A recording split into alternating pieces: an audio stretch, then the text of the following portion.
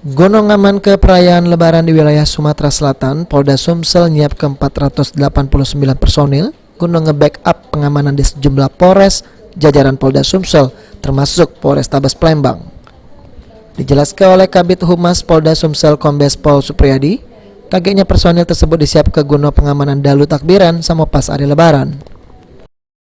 Lebaran, personil yang kita libatkan kurang lebih 489 yang kita libatkan dari Polda Sumsel, itu di luar yang ada di Polres. Jadi maksudnya Polres kita membackup Polrestabes ya, karena wilayah kita ada di Polres Kota, sehingga ada 489 personil Polda yang akan melaksanakan pengamanan malam Id khususnya.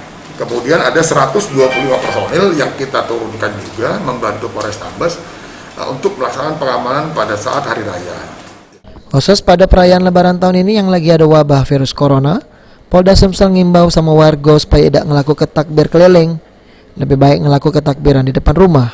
Selain itu juga dihimbau untuk warga supaya ngelakukan sembahyang Id di rumahnya masing-masing sama tidak mudik Lebaran dokin, karena ini lagi ada wabah virus corona. Firman Hidayat, PAL TV.